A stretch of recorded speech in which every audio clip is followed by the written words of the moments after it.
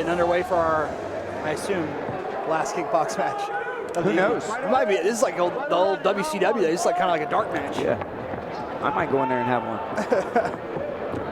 Hallman feinting that left kick, forcing Chau to back up to the cage. Chau answers back. Chau is not to be played with up against this cage. He's not, and the big spinning back fist. He about broke his own arm on the head of Tyler Hallman.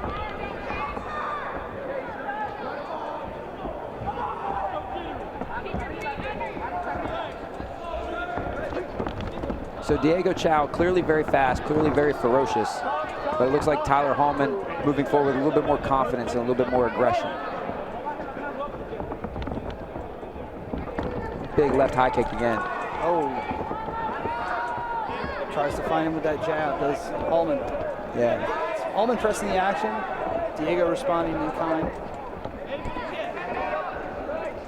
Do you know how exciting it's got to be as a 135er to fight somebody that you're bigger than? Because you know Hallman in his gym, he's got to, if you're the 135er in your gym, you're the smallest guy. Right. If you're the 135er, you're the smallest guy. And then you get into a cage with another 135 and you think, okay, to be even, and then they're smaller than you, it's got to be so exciting. Especially at Martin Warner, there's not big guys there. Yeah. Oi! Oi! Diego Chau. Diego Chau hopping in with a thudding left hook. Spinning back kick to the knee. I don't believe he intended to do that. He didn't turn around and look. But that's a real technique, but I don't think that's what he meant to do. Oh, God almighty. What a fortuitous sequence of events. I think Diego Chau has that horseshoe kind of thing going on. Yeah. He's got like that domino superpower. Like he just is. Catching everything, He's lucky, you know, just. The spinning back fist where he almost breaks his arm. He catches a kick with his head and kicks the dude's leg out from underneath him. Just things coming up Diego. And Hallman, which is typical in the amateurs, he's circling himself onto the cage. That's something that a lot of these guys don't understand, how to keep somebody up against the cage. Jonathan Freeman, an expert at it, was unable to get that, put that into practice today in his kickboxing match. But cutting people off in a cage is more difficult, as we discussed earlier, but it's possible.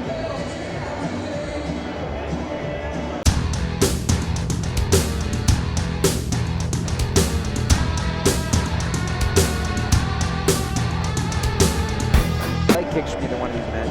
No. They didn't. Not only did they not want to grapple, they just wanted to box. There was that shelving moment where Diego caught that kick and was able to shelf it up on his shoulder and hit that kick. Sweet. Looked cool. It looked so cool. You know why it looks cool? Because that's not supposed to happen that way. Right, yeah. Definitely not something you see. It's like something you would see in a movie. It's not how any of this works.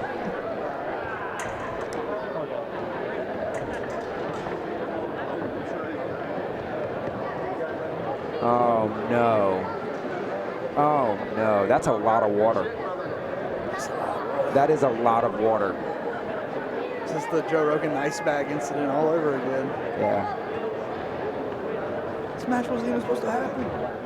Oh, Keith's looking for a trash can. It's like, brother, you're knocked, guy. Cage. You're in the cage. Sorry, don't sue me. The fight Hunter for it. Campbell, don't sue me. The fight for it. The fight for it, murder zone. They don't need to put us in charge of naming it, I don't think. We're not marketeers. I don't even know if that's a word, frankly. It is now. Left high kick. So Hallman has shown this left high kick at the beginning of each round now. I'm curious what his plans for it are. Because he's sort of throwing it naked. He's just sort of throwing it up there. And Diego Chau's been able to block it. There's a good low kick from Diego Chau. And Hallman, again, eats a left hook and says, yeah, you got me, but I can take those. That's not how it works. He's telling the judges, like, no problem. Maybe he's landing 2 punches. He's like, look, I landed punches too. Yeah. 2 significant strikes on the board.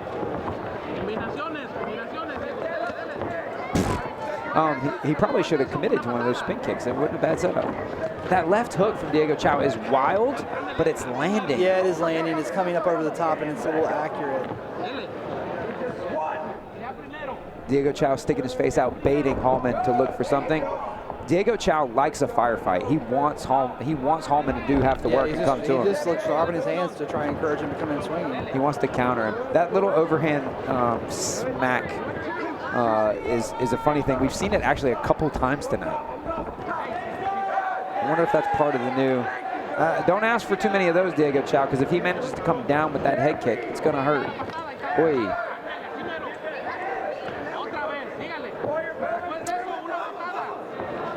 I've diagnosed Tyler Hallman's left kick as powerful and fast. He's having trouble setting it up and landing it though.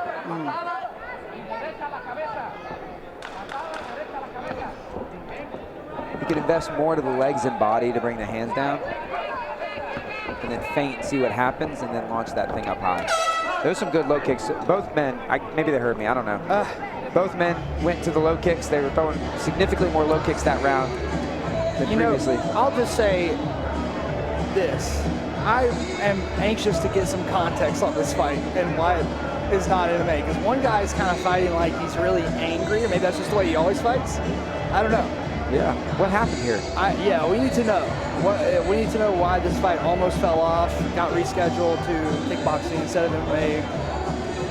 I'm sure I'll find out, but it'll be after the broadcast. Unfortunately for all of the fight fans out there, you'll never have context, but I will. You can talk about it on your, you can plug something here. I don't do anything though. Oh, okay. I teach at Hometown Martial Arts. If you want to come see me, if you want to come hear me talk about the fight, I'll talk about it at Hometown Martial Arts. Tuesdays, Thursday nights, where I teach no-gi, grappling. Hey, if you're super interested in what's going to fight, get one of us when there's no cameras rolling. We'll tell you some stuff, man. Yeah, especially about a good head and arm throw. Oh, we can tell you some stuff. Thursday night, MMA, 6 p.m., no-gi, 7 p.m. I meant as far as just telling the T stuff that we don't say in the podcast. Oh yeah, I mean, I'll say it. I'll say anything in there.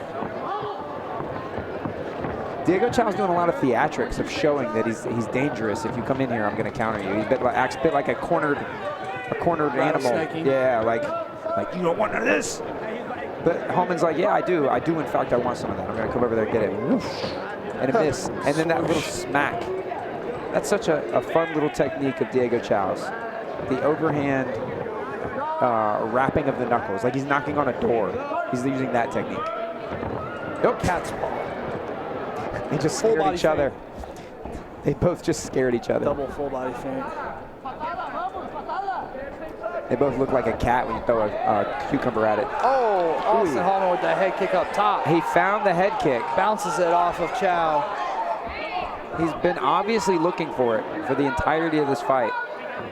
And now he's following and chasing. He's fortunate in that Chau does a lot of straight backwards movement. So Hallman was able to get him to the fence. But if you watch, Hallman's going to follow him here. Look, he's following. Look where he's put himself. And look, he's going to follow him along the cage instead of cutting him off. It's just a strange choice. Well, it's a debut. He also didn't come here for a kickboxing fight. If he could wrestle and hold him against the fence, he'd probably be operating a lot differently. He does seem like the stronger grappler. And Chau could easily circle and put Hallman's back on the cage. Chau's out of gas. Chau has nothing left. Chau's also been hit a bunch.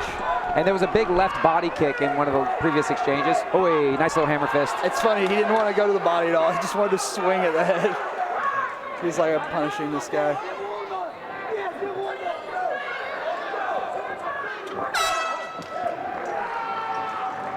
I would assume, like you probably know, that, kickboxing not commission officiated, so like you're most likely a medical issue, or most likely a pre-fight examination issue. Yeah, like maybe one of them couldn't get their blood work, or maybe one of them couldn't get their, something. Yeah, typically you would know that before the show, much more before than hours. From my understanding, this fight fell off for like 30 minutes, like right before the show. Maybe one of them found out the other was like a college wrestler. You know what? I'm good. Did you hear about the guy on the Contender Series that was going to fight Cody Steele, and then like an hour before he was just like, nah, I don't really feel like it. Fighters to the center of the cage. After 3 rounds of fighting, we go to the judges' scorecard. You just quit. With your winner, out of the blue corner, Tyler Hallman.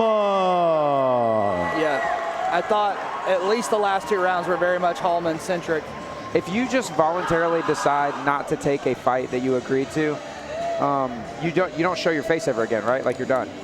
I mean, you could probably say you had like a mental breakdown or something, I guess, but that would be probably the only acceptable reason Like you to say that. kind of Simone Biles the thing, say it's like I just can't because of personal. I thought there was somebody who did that in the UFC. Like they said it was a medical issue, but then later it was found out that they just like walked Didn't out. wanna.